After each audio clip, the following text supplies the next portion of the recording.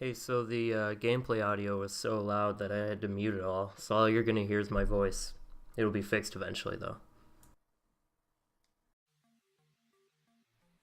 Um, Maybe wondering why there are two gingerbread men stalking me through my windows.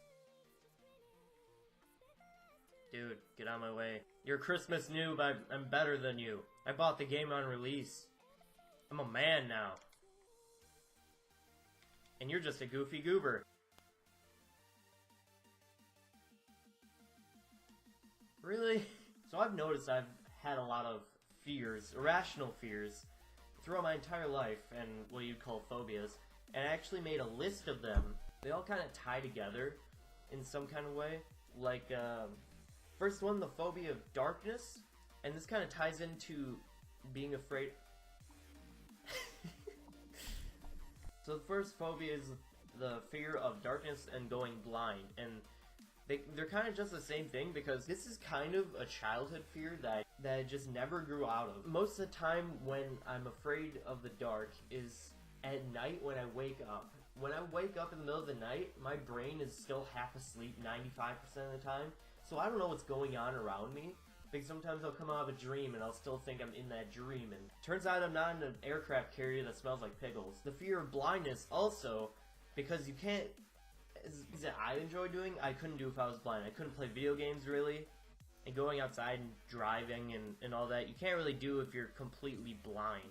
The other one is the ocean. If you ever seen any of those videos of like cargo ships in the ocean during a storm, it's absolutely horrifying what goes on there. Not to mention the fact we haven't discovered like 95% of the ocean. No.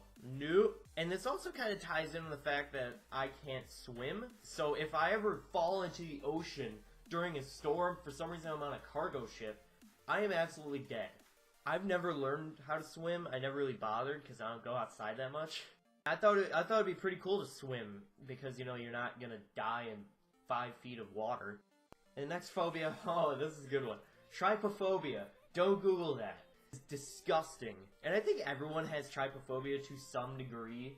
If you ever seen like pictures that mention trypophobia in it, oh man, it's disgusting.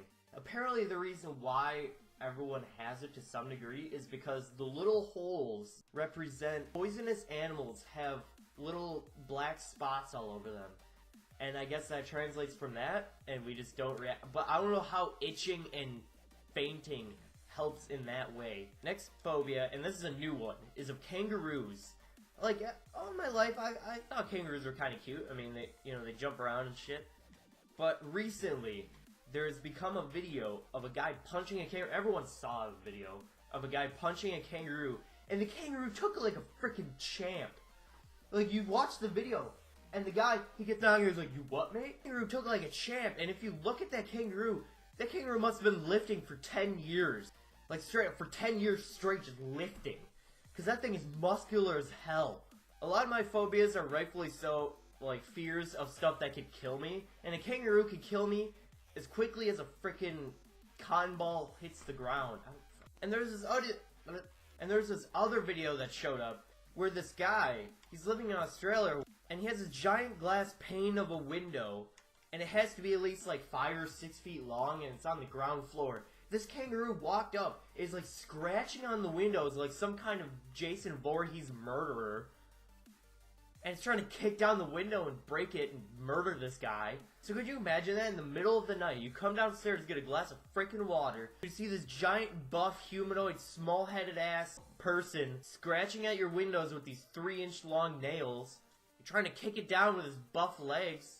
Kangaroos are absolutely horrifying, and everyone should be afraid of them with every fiber of their being. Next one is kind of just, you know, a little bitch phobia.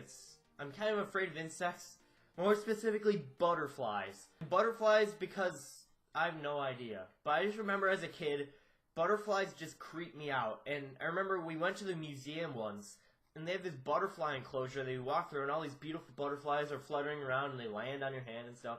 I went in there, and I freaked out. I don't even know why, but I just started spazzing out. I got so terrified. They're butterflies. They're just flying paintings. There's nothing scary about them. I just have a phobia of them. I don't know why. I was walking to my friend's house, and I was just gonna cut through the yard, but there's this little bundle of cute little butterflies on the ground, and I straight up took another route to his house. An extra 5 minutes onto my time that should have taken me 2, because there's a tiny little bundle of butterflies that are like a foot wide. And the last one, this kind of, again, ties into drowning and all that, is frozen lakes. I don't understand how confident people are when they're on a frozen lake. I went to this meat raffle thing, and it's a very American, Wisconsin thing, where they're raffling off meats and guns and just random stuff. And they were ice fishing out there on this frozen lake, and that's where it was all happening. I went out there, and I'm like, I asked one of the people, I'm like, how thick is the ice? And they're like, oh, it's 2 feet. 2 feet?